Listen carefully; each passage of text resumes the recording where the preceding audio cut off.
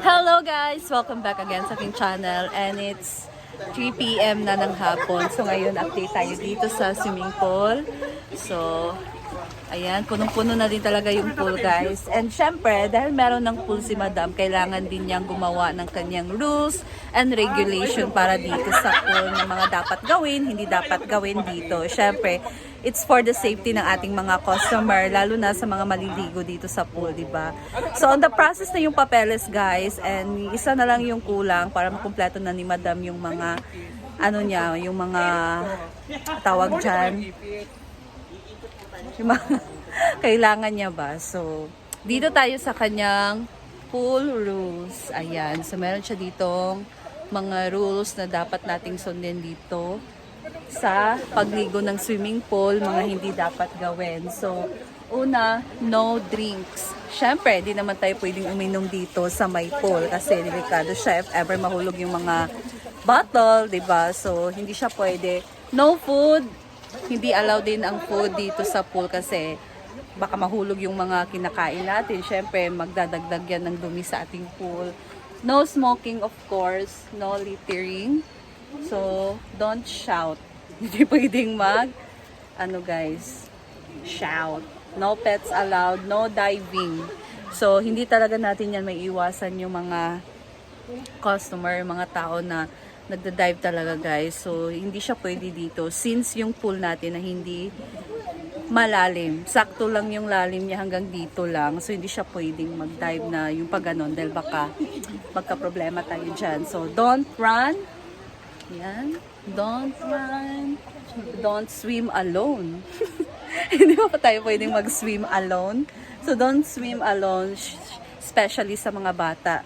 Hindi pwedeng iwan yung mga bata na maliligo dito kasi katabi lang yung adult, yung malalim, and yung kids pool. No rough play, so hindi pwedeng maglaro ng sobra. No peeing in pool. No peeing in pool, guys. Paano ba natin yan malalaman na hindi sila umihi sa pool, di ba? So, instinct na yan ng tao kung ihi siya dyan kasi tingnan nyo naman yung pool guys, isa lang siya. So, pag marami nang umihi, paano na lang? So, iwasan nating mangihi sa pool, please lang, dito sa farm. Watch your children, of course. Watch your children. Ito talaga ang pinaka number 1 nating gagawin, lalo na pag tayo ay magulang na. So, kailangan obligado talaga nating bantayan yung mga anak natin na maliligo sa pool kasi hindi natin alam yung mga aksidente na mangyayari, di ba? So, para na din matulungan natin ang ganito, ang resort na at least walang aksidente na mangyayari. So, be responsible talaga tayo, lalo na sa ating mga anak na maliligo sa pool. So, shower before pool. Ayan. So, ito talaga yung pinakauna nating gagawin bagong maligo sa pool. Mag-shower muna tayo para naman yung mga amoy na nasa katawan natin, at least basa na siya at mawawala na siya. So, use slippers. You can use slippers. Pero dito lang outside sa pool. Hindi pwedeng sa pool mag-slippers. Paano ba to? Bakit meron use slippers? So, use cap and goggles. Pwede tayong gumamit ng yung pang-swimming na cap and goggles. So, use swimsuit. So, kung gusto nyo mag-swimsuit dito, pwede. Pero kung nahihiya naman kayo, just use na lang or magsuot na lang ng shorts and yung sakto lang na pwedeng pangligo. Ayan. So, use restroom. Video ko. So, use restroom. So, pwede kayong gumamit dito sa restroom kung naano kayo. Alam nyo na. And children only with parents. So ito, di ba sinabi ko na kailangan talaga ng gabay ng mga magulang, lalo na pag yung mga bata ay maliligo sa pool kasi hindi natin alam yung mga magiging aksidente, di ba? So be careful, of course. Be careful talaga sa mga maliligo na tumatakbo. So dapat din tayong maging responsible sa ating mga ginagawa, ating mga tawag dyan, Beshi? Yung ating mga lihok ba? Oo, yung mga gamit. So, be careful. Meron mga responsible dito. And the camera. So, lahat ng ginagawa natin, makikita ng camera dito.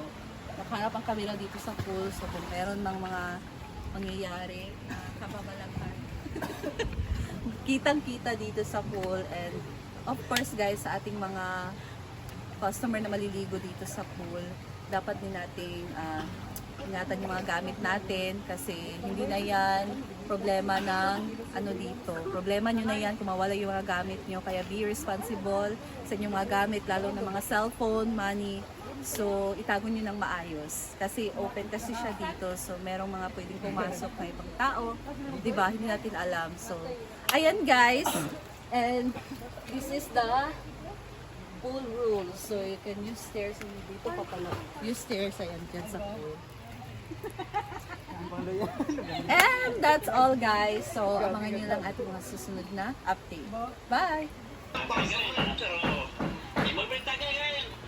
Ben, Ay, kakawin pa rin. pero uy, chika sa galing nyo ba? Kani si Celine ba? Uy, kani siya sa bilang kaagi ay. So, Karin. Di tumboy. Umas kayo tao. Sabi sa Victor kay mga Dahil awat sa ex for 5 years na girl. Unya, luwi kayo. Ikaw, Carba. Ikaw, ganina na di ka ko. Sumugan kayo ka, ha? Ayan nga guys, so ito yung kadugtong ng ating video kahapon and umaga na. So malis sila madam ngayon guys, pumunta sila ng city kasi meron siyang ano doon, aasikasuhin. Meron siyang, ano mo ginagawa niya doon? Promotion. So dito naman si Bating nagluto ng ulam, fried chicken and ampalaya. Ano ba yung ampalaya?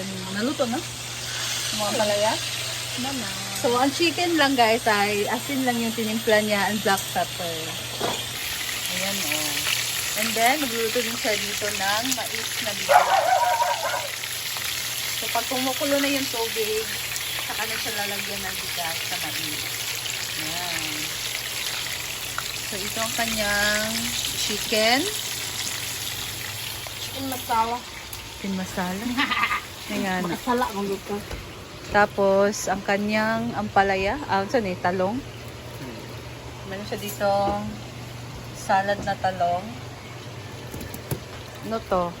And, ampalaya. Ampalaya ni Bating. Yan. Ayan guys, so by Saturday, and gusto ni Madam every Saturday, meron na ditong ano, acoustic band, or banda. So, every Saturday na yan dito sa farm. And kung gusto nyo, sa mga malapit dito sa amin, kung gusto nyo mag-avail ng A-house, pwede guys. So, advance lang. So, pwede ngayong araw, mag-book na kayo for Saturday. So, pag maka-book kasi kayo ng A-house or mag-avail kayo ng A-house, free na yung ligo nyo sa pool.